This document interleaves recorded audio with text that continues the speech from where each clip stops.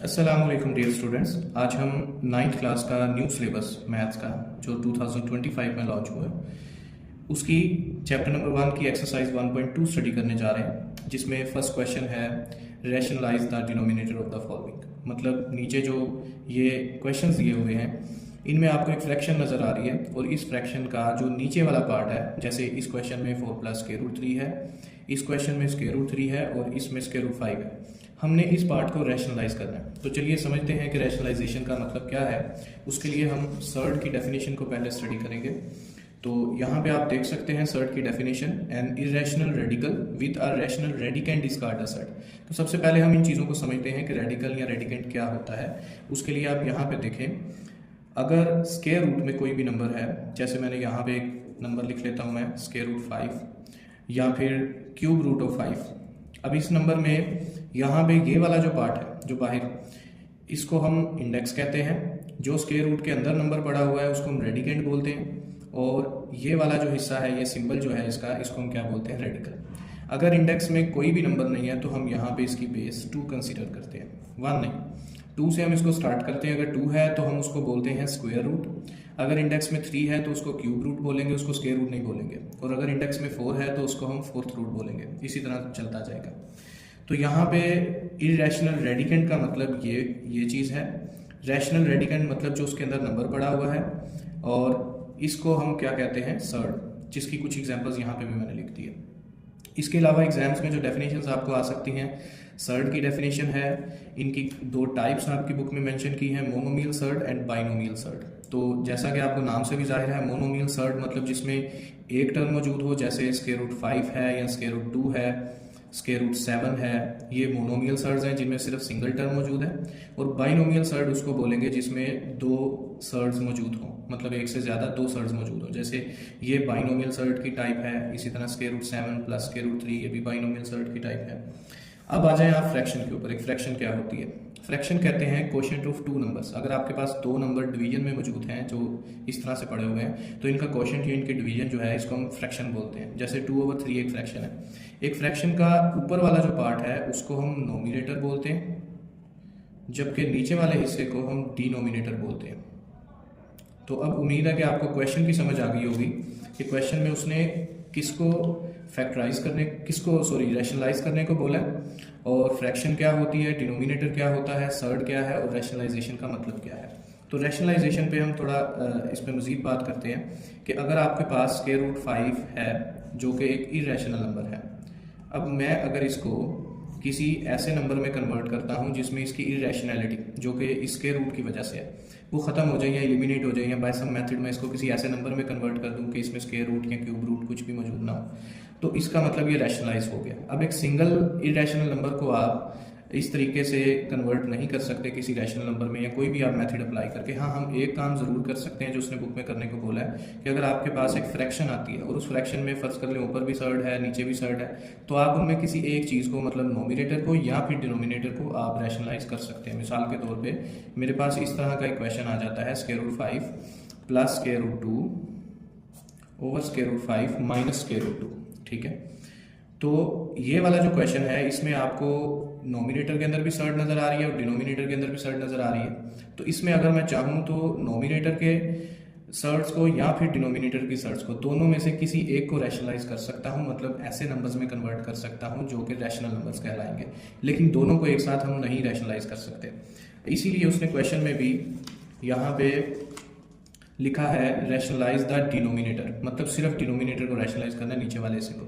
ऊपर वाला जैसे 13 है, इसमें रैशनल नंबर आ जाए इरेशनल आ जाए वो मैटर नहीं करता, हमें सिर्फ नीचे वाले जो नंबर हैं, जैसे 4 + स्क्वायर-रूट 3 में आपको स्क्वायर-रूट 3 एक इरेशनल नंबर नज़र आ रहा है, तो हमने सिर्फ इसको रैशनल नंबर में कन्वर्ट करना है। तो उसके लिए हम यहाँ पे क्वेश्चन को सोल्व करते हैं।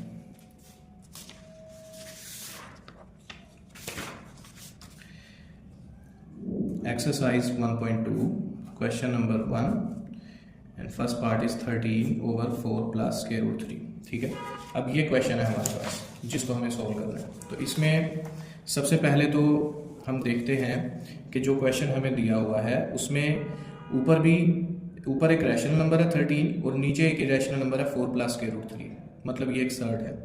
तो अब इस सर्ड में हमारे पास मेथड ये होता है कि हमने ये जो नीचे वाला डिनोमिनेटर है इसको हमने रैशनल नंबर के अंदर कन्वर्ट करना है, ठीक है। और रैशनल नंबर में ये तभी कन्वर्ट हो सकता है जब इसके अंदर से हम स्क्वायर रूट खत्म कर दें।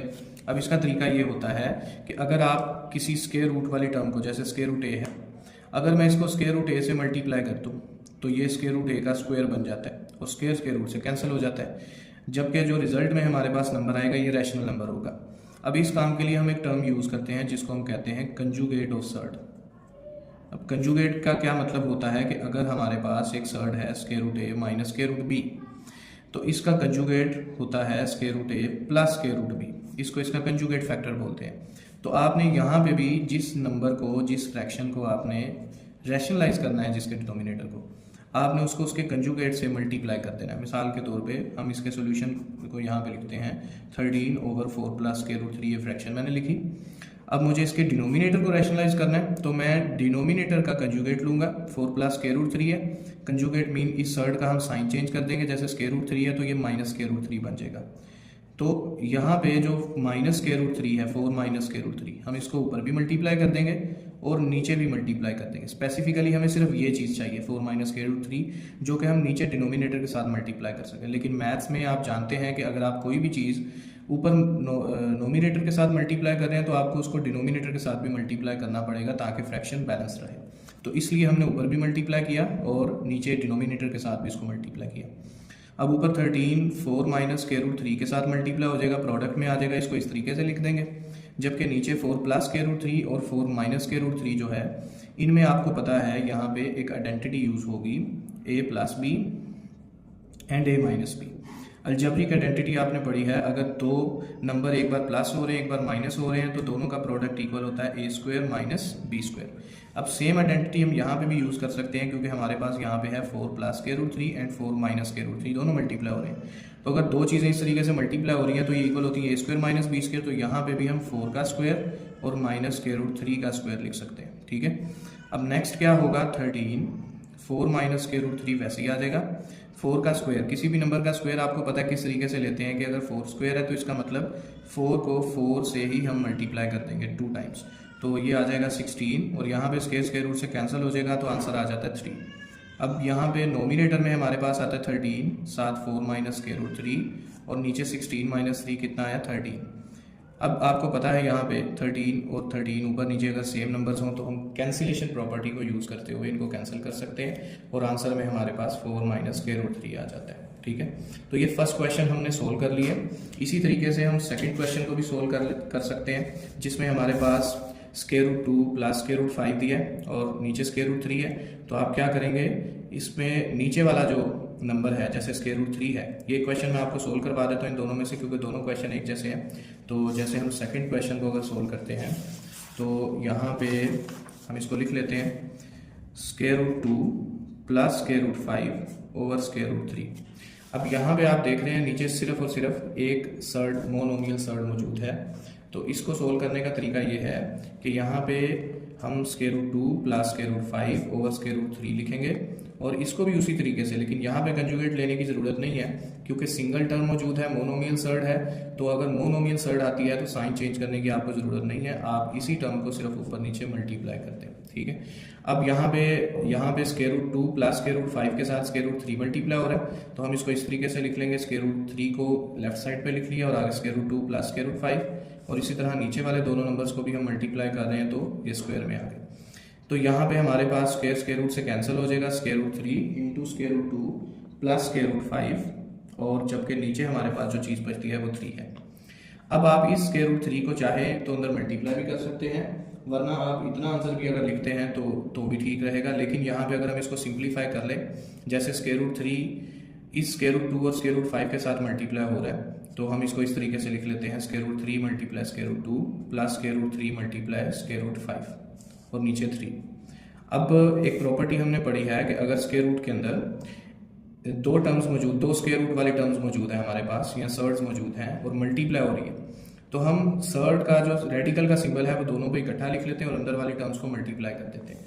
तो सेम चीज़ हम यहाँ पे भी यूज़ करेंगे कि सर्ड का जो स्क्वायर रूट का सिंबल है वो इकट्ठा आ जाएगा और 3 2 को मल्टीप्लाई करेंगे तो ये आंसर आ जाता है 6।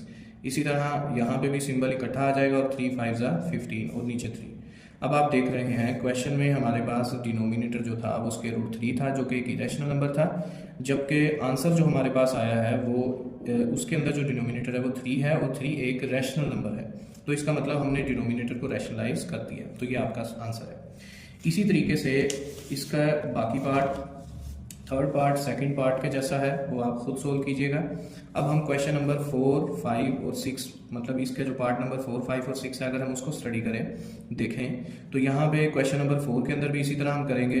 नीचे वाला जो डिनोमिनेटर है उसको हम कंजुगेट लेके ऊपर नीचे मल्टीप्लाई करेंगे। इसको भी हम सोल्व कर लेते हैं। जैसे हमारे पास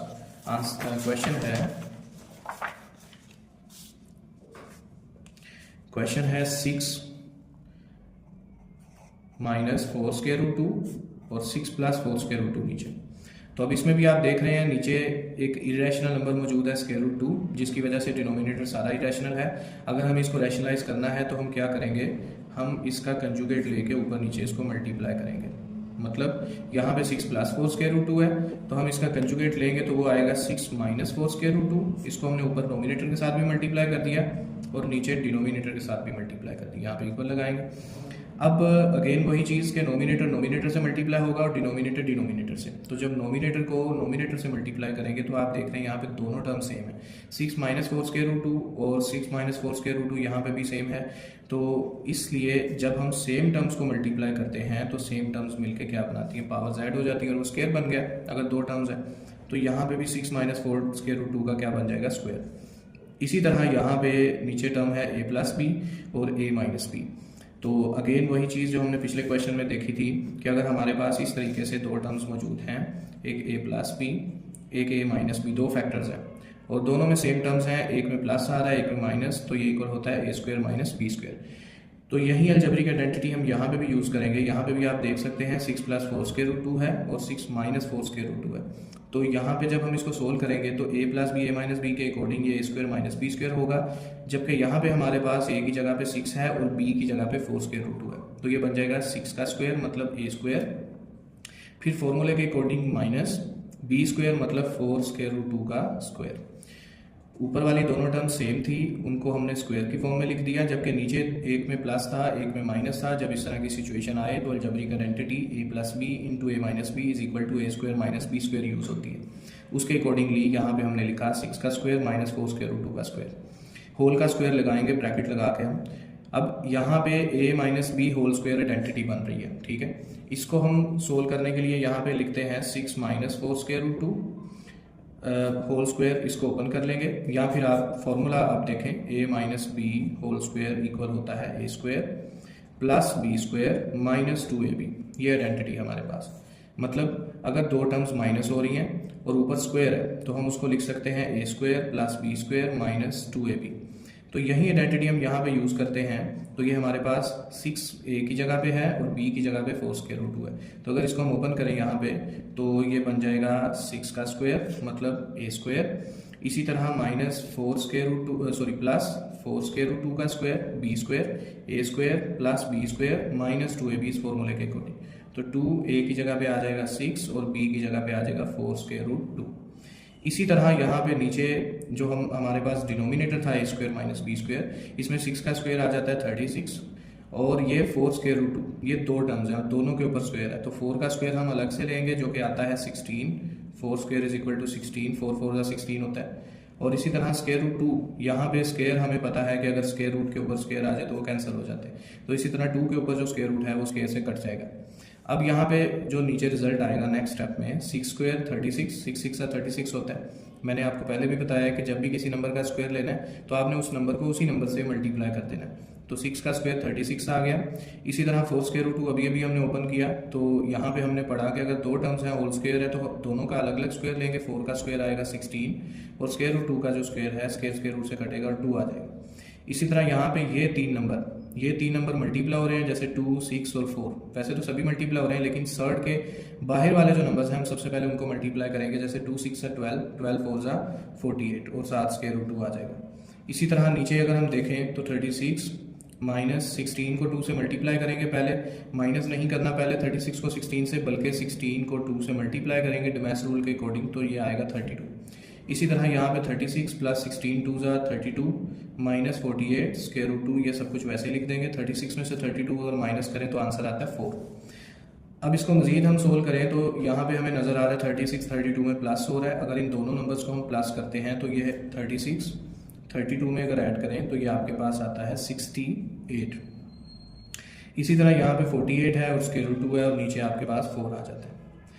अब आपने यहाँ पे आपका जो डिनोमिनेटर है वो क्वेश्चन का वो रैशनलाइज हो चुका है, लेकिन मज़ीद सिंप्लीफिकेशन के लिए हम देख लेंगे कि आया के ऊपर नोमिनेटर में कोई चीज़ कॉमन तो नहीं निकल रही। जैसे 68 है और ये 48 है, तो 68 और 48 क्या दोनों 4 के टेबल में आते हैं। इसको आप दो तरीक़ों से सोल्व कर सकते हैं, या तो आप ऊपर 4 कॉमन ले लें या आप 4 को दोनों के नीचे अलग अलग डिवाइड कर दें, क्योंकि हमें आइडिया है कि 4 के टेबल में 68 भी आता है और 48 भी आता है। तो हम इसको इस तरीके से भी सोल्व कर सकते हैं, 68 के नीचे 4 अलग लिख लें और 48 के नीचे 4 अलग लिख लें। तो अब आप देखेंगे यहाँ पे हम कटिंग करें, 4 1 ज़ा 4, 2 इधर 8 के साथ आएगा 28, 4 7 ज़ा 28 17, और इसी तरह यहाँ पे भी 4 1 ज़ा 4, 4 2 ज़ा 8 12 स्क्वायर रूट 2। तो यहाँ पे डिनोमिनेटर रैशनलाइज हो चुका है। अब आप सोच रहे होंगे इसमें डिनोमिनेटर तो है ही नहीं, तो अगर किसी क्वेश्चन में इस तरह की सिचुएशन आ जाती है जिसके नीचे डिनोमिनेटर ना हो तो डिनोमिनेटर 1 कंसीडर किया जाता है और 1 एक रैशनल नंबर है। इसी तरह इसका एक सेकंड मेथड भी है कि आप ऊपर 68 और 48 में से 4 कॉमन लें तो अंदर रह जाएगा 17, क्योंकि 4 17 से 68 होता है। आप 68 को 4 पे डिवाइड करके भी ये कॉमन ले सकते हैं, और इसी तरह 48 को अगर 4 पे डिवाइड करेंगे तो आपके पास आंसर आएगा 12, 7 स्क्वायर रूट 2 और नीचे 4, तो 4 4 से कैंसिल हो जाएगा, 17 माइनस 12 स्क्वायर रूट 2। तो आप इस स्टेप के बाद चाहे इस तरीके से कर लें या फिर इस तरीके से कर लें, ठीक है। तो इसी तरह क्वेश्चन नंबर 5 और 6 भी सोल्व होंगे। क्वेश्चन नंबर 5 में भी इसी तरह का आपके पास स्ट्रक्चर है जैसे क्वेश्चन नंबर 4 में था, और क्वेश्चन नंबर 6 में भी इसी तरह का स्ट्रक्चर है। तो मज़ीद आप इनको सोल्व करें और कोई प्रॉब्लम हो तो आप बता सकते हैं।